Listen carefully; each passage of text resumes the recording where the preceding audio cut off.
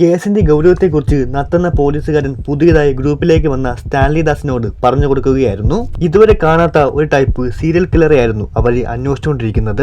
ഒരു സ്ത്രീയെ കൊന്നതിനു ശേഷം അവരുടെ നമ്പർ വെച്ചിട്ടാണ് അടുത്ത സ്ത്രീയെ ടാർഗറ്റ് ചെയ്യുന്നത്.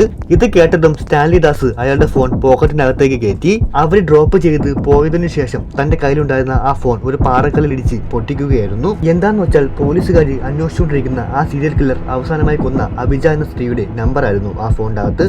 ഇവൻ സീനിയർ ആയിട്ടുള്ള ഒരു പോലീസുകാരൻ എന്നതിൽ ഉപരി സ്ത്രീകളെ ലൈംഗികമായി ഉപയോഗിച്ചതിനു ശേഷം അവരെ സൈന്യത കൊടുത്തു കൊല്ലുന്ന ഒരു സൈക്കോ കൂടിയായിരുന്നു. കല്യാണപ്രായം കഴിഞ്ഞിട്ടും കല്യാണം കഴിക്കാത്ത അല്ലെങ്കിൽ വിധവകളെയാണ് ഇവൻ നോട്ടം വരുന്നത്. അങ്ങനെയുള്ള കുറച്ച് സ്ത്രീകളുടെ ഡീറ്റെയിൽസ് കൂട്ടുകാരന് കല്യാണം ആലോചിക്കാൻ വേണ്ടിയാണ് എന്ന് പറഞ്ഞ് ബ്രോക്കറുടെ കയ്യിൽ നിന്ന് ഇവൻ ഒപ്പിച്ചു. ആ ഫോട്ടോകളിലുള്ള എല്ലാ പെണ്ണുങ്ങളെയും ഇവന് ഭയങ്കരമായി ബോധിച്ചു. അങ്ങനെ അതിൽ ഓരോരുത്തരെയും പോയി കണ്ട് പ്രേമം നടിച്ച് വിവാഹ വാഗ്ദാനം കൊടുത്ത് വളയ്ക്കാൻ തുടങ്ങി.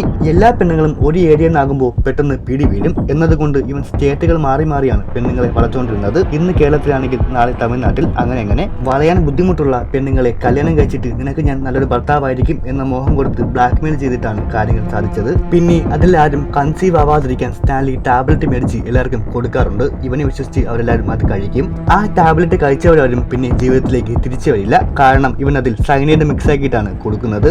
ഇവൻ കൊന്ന സ്ത്രീകളുടെയൊക്കെ ഫോട്ടോ റെഡ് ഇങ്ക് ഇട്ട് ഒരു ബുക്കിൽ വരച്ചു വെക്കുമായിരുന്നു. കുറെ നാളുകൾക്ക് ശേഷമാണ് യങ് ആയിട്ടുള്ള ദിവ്യ എന്ന പേരുള്ള ഒരു പെൺകുട്ടി ഇവന്റെ വലയിൽ വീഴുന്നത്. അവളും കൺസീവ് ആവാതിരിക്കാൻ വേണ്ടി ടാബ്ലറ്റ് കൊടുത്ത് ടോയ്ലറ്റിലേക്ക് പറഞ്ഞു വിടും. ഇവന് കൊല്ലാൻ പറ്റാത്ത സ്ത്രീകളുടെ ഫോട്ടോ പച്ച ഇങ്കിട്ടും കൊന്നവരുടെ ചുമന്ന ഇങ്കിട്ടും അബദ്ധവശാൽ കൊന്നവരുടെ ഫോട്ടോ ബ്ലാക്ക് ഇങ്കിട്ടുമാണ് വരയ്ക്കുന്നത്. അങ്ങനെ ഒരു ദിവസം അവൻ കൊന്ന അഭിജ എന്ന് പറയുന്ന സ്ത്രീയുടെ നമ്പർ ഓണായി. നത്തെന്ന പോലീസുകാരന് ആ ഫോൺ കിട്ടിയത് സ്റ്റാൻലി ദാസിന് അടുപ്പമുള്ള ഒരാളുടെ ബെഡിന്റെ അടിയിൽ നിന്നായിരുന്നു. പ്ലാൻ ചെയ്തതുപോലെ കുറ്റമെല്ലാം അവന്റെ മേലെ അടിച്ചേൽപ്പിച്ചിട്ട് അവനെ സ്റ്റാൻലി കൊന്നു കളഞ്ഞു. പക്ഷേ മൂപ്പരി പ്രതീക്ഷിക്കാത്ത വേറൊരു ട്വിസ്റ്റ് ഉണ്ടായിരുന്നു. സ്റ്റാൻലി ഗുളികയും കൊടുത്ത് ടോയ്ലറ്റിലേക്ക് പറഞ്ഞുവിട്ട ദിവ്യ എന്ന പെൺകുട്ടി അത് കഴിച്ചിട്ടില്ലായിരുന്നു. അവളെ അന്വേഷിച്ച് പോലീസ് അവിടെ എത്തിയെങ്കിലും കാര്യമൊന്നും ഉണ്ടായിരുന്നില്ല. എന്താന്ന് വെച്ചാൽ അവളുടെ പാസ്റ്റ് ഇപ്പോഴത്തെ ഭർത്താവ് അറിഞ്ഞാൽ അത് കുഴപ്പമാവും എന്ന് കരുതി അവരെ പറഞ്ഞു വിട്ടു. അതുകൊണ്ട് തന്നെ പണ്ട് അവൾ സ്ഥിരമായി പൊക്കോണ്ടിരുന്ന ബസ്സിലെ കിളിയെ നത്തും പുള്ളിയുടെ ടീമും പോയി കണ്ടു.